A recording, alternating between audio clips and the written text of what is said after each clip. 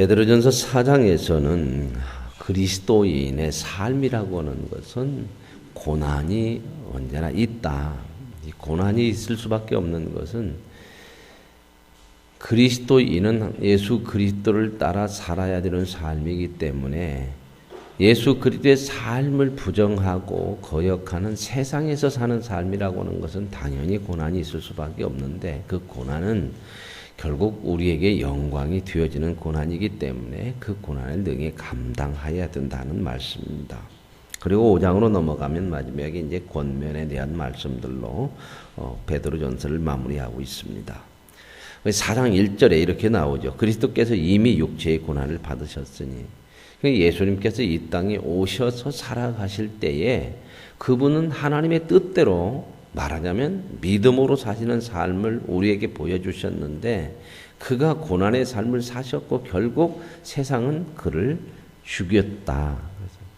그래서 결국은 예수 그리스도가 고난의 삶을 살고 결국 세상 앞에서 죽었던 그런 모습들을 우리가 보았고, 그러나 고난당하고 죽는 것이 끝이 아니라 그것이야말로 하나님이 인정하시는 것이고, 그 예수 그리스도의 죽음이 결국은 승리를 가져와서 저와 여러분에게 구원을 주신 거 아니냐 하는 것을 말씀을 하면서, 육체의 고난을 받았으니 너희도 같은 마음으로 갑옷을 삼으라. 이 말은 뭐냐면 예수님께서도 이렇게 고난 속에서 결국은 승리하시고 그에게 정말 하나님의 뜻이 이루어지고 하나님이 옳다 인정함을 받는 그의 삶이기 때문에, 너희가 예수 그리스도의 고난의 삶을 바라보면서 우리가 이 땅에서 사는 삶이 고난이지만 그것이야말로 옳고 영광이고 그것이 우리에게 승리가 된다고는 그 믿음을 가지면 오히려 고난은 우리 마음의 갑옷처럼 우리를 무장시키는, 그 고난 속에서 그 고난을 감수하고 세상을 고난 속에서도 이겨낼 수 있는 그런 담대한 갑옷이 우리에게 유익한 것이 될 수 있다. 그렇게 말을 하고 있는 거죠. 그래서 육체의 고난을 받은 자는 죄를 거쳤습니다. 이게 우리가 믿음으로 산다고 하는 것은 고난이 있지만 그 고난이라고 하는 것은 무엇을 얘기하느냐? 믿음으로 살기 때문에 죄를 따라 살지 않는 것을 증거하는 것. 그래서 우리가 하나님의 뜻대로 사는 것으로 인하여서 세상에서 고난을 당하는 것은 죄를 따라 살지 않는 것에 대한 증거가 된다고 하는 겁니다. 그렇기 때문에 우리가 살아가면서 하나님의 뜻대로 당하는 고난은 영광인 거죠. 슬퍼할 것이 아니고 좌절할 것이 아니라 그것이야말로 죄를 이겨내고 지구의 죄를 따라 살지 않는 증거가 되는 것이기 때문에 그 삶이라고 하는 것은 감사와 기쁨이고 찬양이 되어야 할 줄로 믿습니다. 그 후로는 다시 사람의 정욕을 따르지 않고 하나님의 뜻을 따라 육체의 남은 때를 살게 하려 함이라. 이제 예수 믿고 구원받은 이후로는 하나님의 뜻을 따라 남은 여생을 살아가게 하는 거라는 거죠. 우리가 음란과 정욕과 술 취함과 방탕과 향락과 무범한 우상을 숭배를 하여 이방인의 뜻을 따라 행한 것, 이건 구원받기 전에 하는 모습 아니냐. 이때에는 어떻게 살았느냐, 이렇게 세상을 따라 죄악 속에 살았는데 이렇게 사는 것으로도 족하다. 이제는 하나님의 사람들은 이렇게 살면 안 된다. 지금부터는 예수 그리스도를 따라, 비록 그 삶이 세상으로부터 고난일지라도 이렇게 사는 것이 복이다 하는 말씀을 얘기하고 있는 겁니다. 이러므로 너희가 그들과 함께 그런 극한 방탕에 바름질하지 아니하는 것은 옛사람처럼 세상을 따라 향해서 같이 나아가지 않는, 세상 사람들이 사는 삶으로 나가지 않는 것은, 그렇게 하면 세상 사람들은 우리를 이상히 여기고 비방한다는 거죠. 왜 너희들은 그렇게 사냐. 그러나 우리는 이제는 하나님의 구원받은 자이기 때문에 그런 비방하는 것은 당연하게 받아들일 수 있어야 된다는 겁니다. 그들이 산 자와 죽은 자를 심판하기로 예비하신 이에게 사실대로 고하리라. 이게 무슨 말일까요? 정말 하나님의 뜻대로 살지 못하고 세상의 방법대로 죄악대로 살면 결국 하나님 앞에서 드러나요. 저와 여러분이 하나님 앞에 서고 그 사람들이 하나님의 뜻대로 살지만 세상이 하나님 앞에 설 때에 스스로를 드러내는 거예요. 나는 이렇게 살았습니다 하는 거죠. 그 심판을 받고 하나님의 뜻대로 사는 것은 바로 고난 속에서 사는 삶이라 할지라도 그것은 옳고 영광이기 때문에 우리는 하나님 앞에서 드러난, 스스로가 자기의 삶으로 하나님 앞에 고백하는, 드러내는 그런 삶이 된다는 거죠. 그러므로 만물이 마지막에 가까워왔으니 그러므로 너희는 정신을 차리고 근신하여 기도하라. 만물의 마지막은 종말이 지금 얼마 안 남았다 그게 아니라 각자의 종말은 우리 자신의 삶 속에서 그대로 있는 거예요. 제가 말씀을 드렸잖아요. 이 종말이라고 하는 것은 성경적으로 종말이 언제냐? 예수님이 이 땅에 오신 때부터 종말이 시작이 됐고요. 언제 끝이냐? 예수님이 다시 오시면 끝이에요. 그러면 모든 신자들은 예수 그리스도를 통하여서 구원받은 순간부터 종말이고 그리고 주님 오실 때까지 종말이에요. 그러니까 우리는 다 종말을 살아가는 거예요. 그러니까 우리 인생의 삶 자체가 종말론적인 삶이라는 겁니다. 이런 마음을 가지고서 두 번 다시 없어요. 그리고 우리가 살아가는 삶으로 끝이 나는 거예요. 그 안에 주님이 오시면 모든 인류의 종말이지만 그러나 주님이 오시지 않는다고 하더라도 우리 인생이 끝나는 그 순간은 모든 것이 끝나는 거죠. 그러니 종말론적인 삶을 우리는 살아야 돼. 우리의 모든 삶, 남은 삶, 예수 그리스도를 통해서 구원받고 그 다음부터 시작이 되어지는 남은 모든 삶이 이 종말론적인 삶이에요. 그러므로 어떻게 해야 되느냐? 정신을 차리고 근신하여 기도하라. 정신을 차리고 근신하여 기도하라 이 말은 우리가 기도라고 하는 것을 자꾸 막 하나님 앞에 뭘 간구하는 거 돌아올 때만 기도하는 것으로 너무 이렇게 익숙해져 있어요. 그래서 우리는 무슨 생각을 해야 뭐 문제가 없으면 기도 않고 내가 원하는 것이 없으면 기도를 않는 것으로 돼버렸어요. 그러나 그게 아니고 여기서 성경적인 기도, 성경에서 말하는 기도는 이런 정도 기도가 아니라 너희가 하나님의 뜻대로 살기 위해서 기도하지 않으면 안 돼요. 왜요? 그 우리 힘으로 감당이 안 되는 겁니다. 여러분 보세요. 내 뜻대로 내 힘으로 세상을 어떻게 이깁니까? 못 이기잖아요. 살아보면 내 마음이 얼마나 쉽게 세상 것으로 미혹되고 내 중심은 하나님의 뜻보다는 세상으로 향하려고 하는 것이 내 본성적으로 강해요. 그러니 하나님의 뜻대로 사는 그리스도인은 하나님의 도움을 청하는 거예요. 하나님께 도움을 청하고 그분이 내 삶을 주관해 주고 그분이 내 삶을 인도하시도록 그걸 하나님 앞에 간구하는 것이 이게 기도거든요.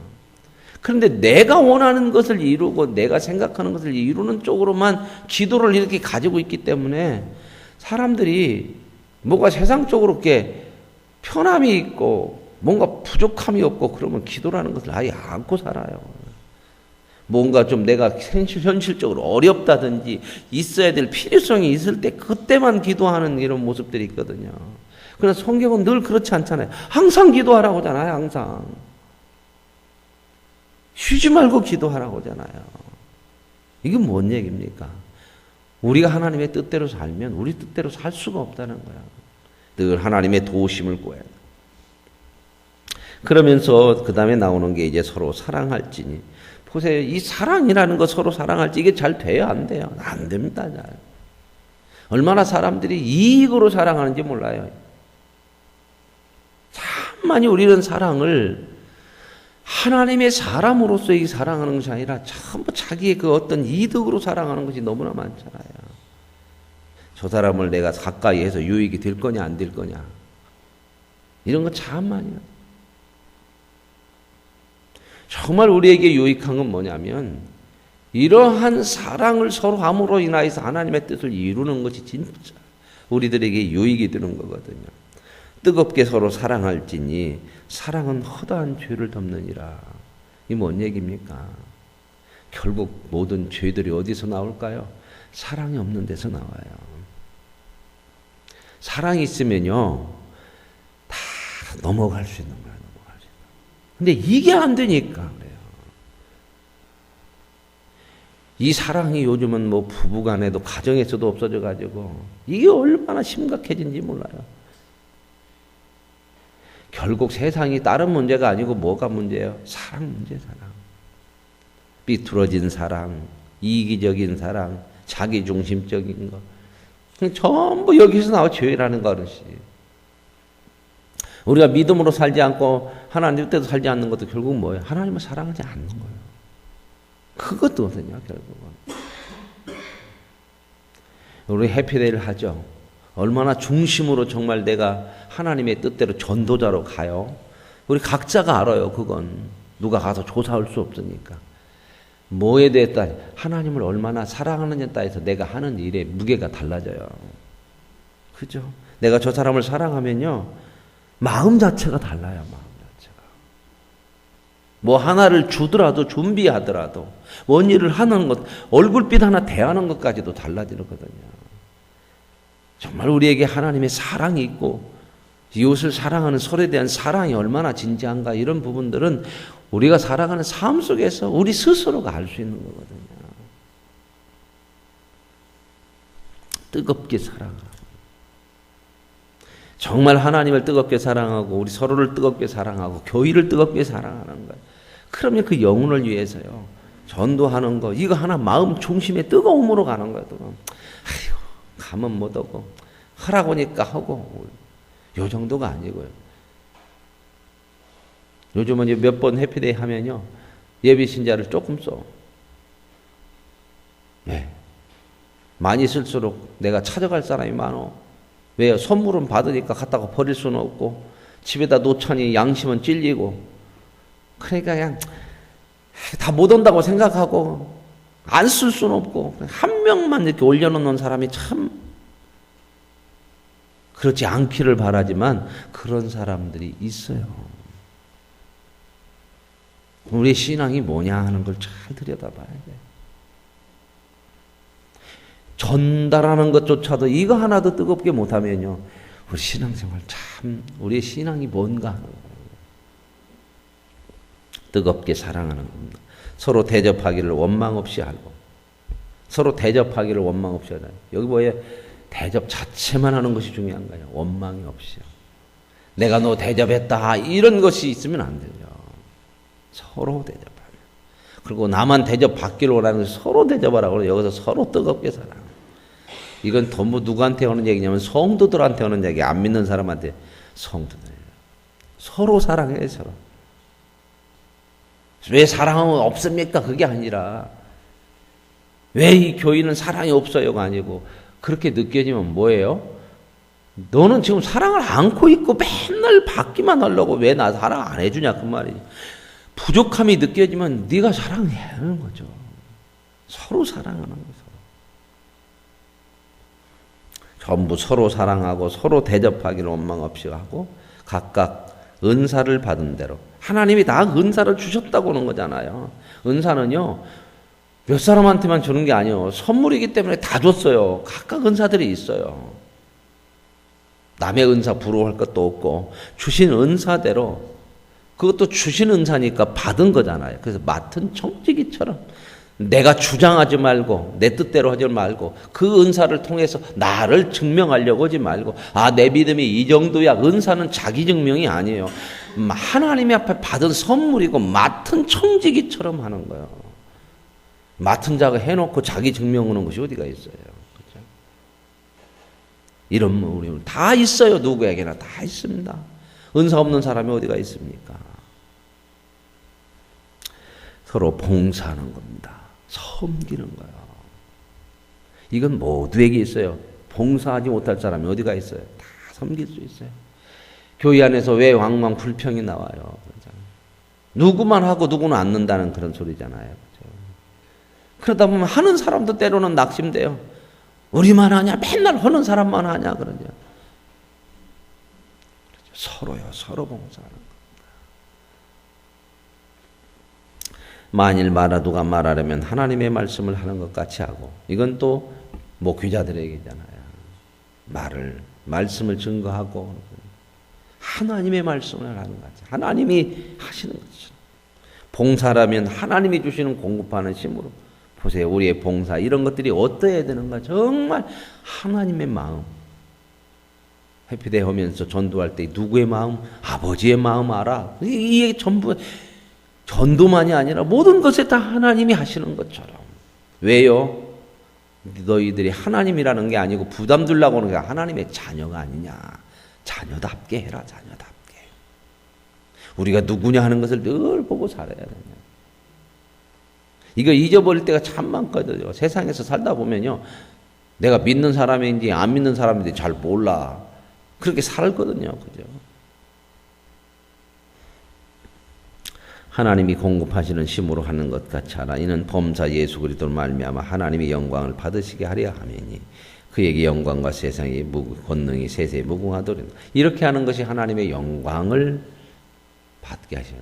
하나님께 영광을 돌리는 거다. 그러면서 나오는 게 이제 12절에 보면 또 똑같은 얘기를 해요. 고난. 사랑하는 자들아 너희를 연단 아래 고는 불시험을 이상한 일 당하는 것 같이 이상히 여기지 말라. 믿음으로 살고자 할 때에 당하는 여러 가지 시험들, 이걸 이상하게 생각하지 말으라는 거예요. 당연하다는 겁니다. 당연하다. 믿음. 너희가 그리스도의 고난에 참여하는 것으로. 예수님도 이렇게 고난을 당하셨으니까 우리가 그 고난을 당하는 것은 그 고난에 참여하는 것이니 이건 영광이라는 거죠. 그분의 일에 참여한다는 거 영광이잖아요. 이건 아무나 할 수 없는 거예요. 하나님의 사람에게만 하나님이 허락하신 일이에요. 그리스도의 고난에 참여하는. 그의 영광을 나타내실 때에 너희로 즐거워하고 기뻐하게 하려 함이라. 예수님의 영광이 우리가 그리스도 고난에 참여하면 우리도 그분의 영광, 그 영광에 우리도 들어가게 되는 거죠. 너희가 그리스도의 이름으로 치욕을 당하면 복 있는 자리라. 그러자 그리스도의 이름으로 믿음 안에서 때로는 세상으로부터 치욕을 뭐다 이게요? 복이다는 거예요. 복. 여러분 고난 절대 헛된 거 아니에요. 고난은 우리에게 영광이고 고난은 우리에게 복이다. 그 영광의 영, 곧 하나님의 영이 너희 위에 계심이라. 너희 중에 누구든지 살인이나 도둑질이나 악행이나 남의 일을 간섭하는 자로 고난을 받. 세상 것 악한 일 하다가 고난 받는 건 영광 아니에요. 그러죠. 만일 그리스도의 이름으로 고난을 받으면 부끄러워하지 말고 위축되지 말고 담대하라 그 말입니다. 그러면서 이제 19절에 그러므로 하나님의 뜻대로 고난을 받는 자들은 또한 선을 행하는 가운데 그 영혼을 미쁘신 창조주께 의탁할지어다. 하나님의 뜻대로 하는 고난은요, 하나님이 다 보장해주고 하나님이 맡아주시는 거예요. 그러고 나서 이제 5장으로 넘어가면 장로들과 젊은 자들에게 하는 말씀들이 또 나와요. 장로들은 교회의 지도자들을 얘기하는 거죠. 너희는 나와 함께 장로된 자여 그리스도의 고난의 증인이요 나타날 영광. 고난의 뭐라고요? 증인이라는 거예요. 너희 중에 있는 하나님의 양무리를 치되 억지로 하지 말고 하나님의 뜻을 따라 자원하노 하며 더러운 이득을 위하여 하지 말고 기꺼이 하며 맡은 자들에게 주장하는 자세를 하지 말고 양의 무리의 본분이더라. 이건 목사 안수 받을 때 참 많이 그 나오는 본문이에요. 저도 안수 받을 때 그 폐에 이 말씀이 써 있어요. 어떤 때는 저도 참 이 말씀을 읽으면서 묵상하면서 뜨끔뜨끔 할 때가 있어요. 때로는요, 참 목회하다가 힘들고 그럴 때는 안 했으면 이런 마음이 있어서 때로는 할 때 억지로 들어가는 마음이 있어요. 부끄럽게. 안 했으면 하는 마음이 들을 때가 많거든요. 있어요. 힘들고 그럴 때는. 근데 이런 말씀이 뭐예요? 그렇지 않다는 거예요. 왜요? 왜 억지로 오지 말래요? 이게 정말 영광된 일이잖아요. 하나님 뜻대로 하는 일이에요. 그러므로 자원함으로 하고 하나님 우리에게 원하시는 것은 하나님이 우리의 마음을 얻기를 원해요. 목회자나 성도들의 마음을 마음 중심으로 하는 사람이 되기를 원하는 거거든요. 하나님. 왜요? 그 일이 얼마나 너에게 복이고 그 일이 너에게 유익이 되고 그의 일만 영광 되는 일이냐 이걸 알면 자원하는 마음 정말 억지가 아닌 그런 마음이 되잖아요. 그런 사람 되기를 원한단 말입니다. 그 믿음의 수준에 올라서 마음으로 하나님을 사랑할 수 있는 중심으로 그렇게 되기를 하나님은 우리에게 원하시는 거거든요. 그래서 더러운 이득을 위하여 하지 말고 기꺼이 하라. 그리고 주장하는 내가 뭔가 이렇게 가졌다는 것이 아니라 양무리의 본이 되는 우리는 전부 다 맡은 자예요. 목사도 맡은 자예요. 목사가 특별한 게 아니에요. 다 하나님께서 주신 맡은 것에 대해 충성하는 거예요. 다만 목회자는 선포하고 가르치는 일을 맡았어요. 근데 목사가 많이 드러나는 것 같죠. 왜 그런다고 그랬죠? 성도들하고 목사들하고 어떤 일이 더 폼나고 더 큰 일 같아요? 목사가 더 큰 일 같고 더 드러나는 것 같죠. 왜요? 혼자니까 그래요. 성도는 여럿이고. 목사가 여러분 100명 있고 성도가 혼자 있으면 누가 더 드러날까요? 성도가 드러나요. 그러나 뭐예요? 각각 맡겨진 일이기에 다 소중해요. 그래서 맡은 자에게 구할 건 뭐예요? 주관도 아니고 능력도 아니고 자기 증명도 아니에요. 충성하면 되는 거 충성. 우스운 얘기로 충성 않고 제대로 안 하면 어디 가요? 천국 가서 뭐 하고 있대요? 충성한 집사님은 팔보채 먹는데, 장로님은 짜장 먹고, 목사님 어디 가냐 하는데 배달 갔다고 그러잖아요. 여러분, 이게 우스운 예 같지만 정말 핵심을 찌르는 것 같아요. 맡겨진 일에 충성이요, 충성.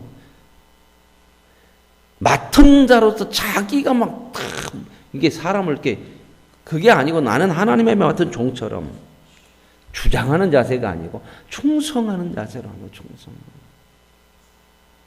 그렇기 때문에요, 교회 안에 누가 크냐 이건 너무 유치한 거예요. 누가 크냐가 어디 있어요? 맡겨진 일에 충성하는 거예요. 그리하면 목자당이 나타나실 때 시들지 아니하는 영광, 진짜 승리의 영광을 주신다는 거예요.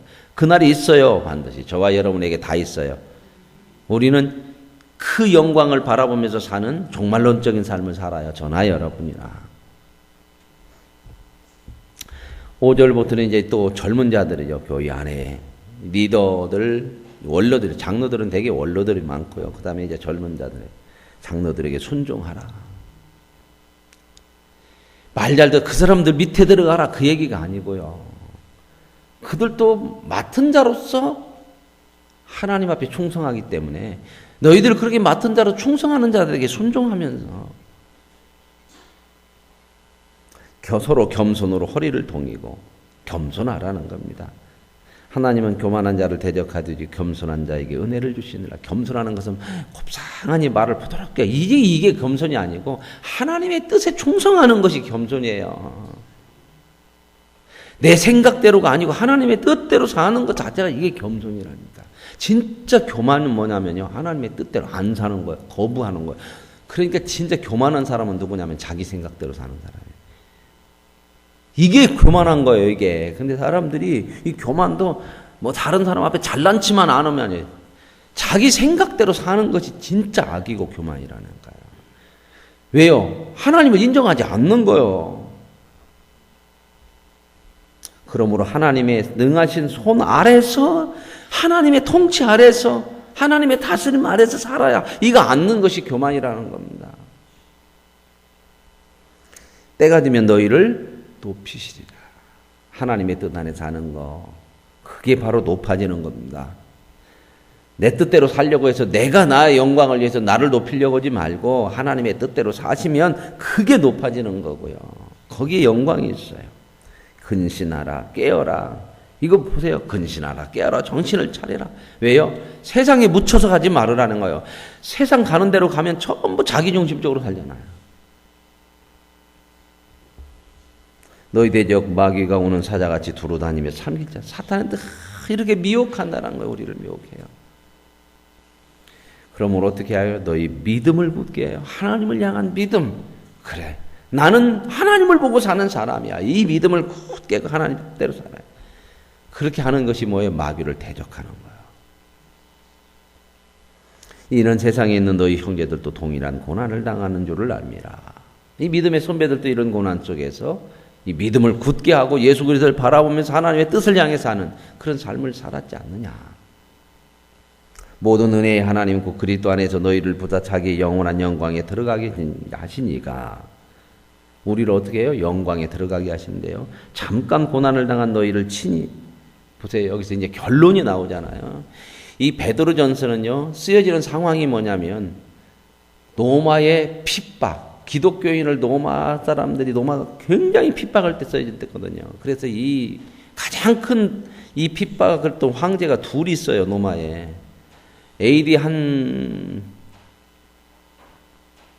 60년경에 네로라고 하는 황제가 있어요. 네로, 여러분 잘 알죠? 로마 시에다 불질러 가지고 조금 정신이 조금 이상한, 불질러 가지고 이제 막 사람들이 들고 일어났죠. 이거 누가 그랬냐? 큰일 나게 생겼잖아요. 자기 권력이 무너지게 했으니까. 그걸 이제 적당한 누구를 찾아 뒤집어 씌워야 되는데 그게 기독교인이라고 뒤집어 씌우죠. 그래갖고 엄청난 핍박을 받죠. 그때 많은 사람 죽어요. 그래서 막 그때 정도가 이제 바울 순교, 베드로 순교, 코바디스라고 하는 영화 같은 거 보면 그런 게 장면이 나오죠. 요즘 이제 그 배너 돌았더라고요. 배너 돌았는데 리메이크 해가지고 돌았는데 하도 오라돼서 저도 배너를 중학교 때인가 본 것 같아요. 그때 뭐요? 이렇게 단체 관람들이 있었잖아요. 그때는 영화를 어떻게 가서 많이 봅니까? 못 보지, 그죠?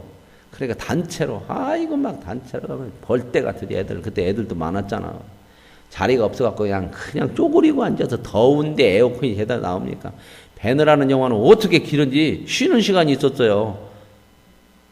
그러죠. 쉬는 시간에는 또 매점 막 이런 거 있고, 옛날에 극장에 뭐 팔로도 댕겼어. 막 아이스 깨끼도 막 이렇게 통 갖고 그 극장 안에서 막 기억나세요?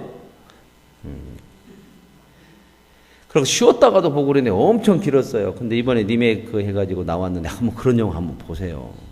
그게 다 기독교의 물론 상업적으로 다 만들었지만 거기에 기독교적인 배경들이 있고 거기에 그런 내용들이 나와요. 이 배너.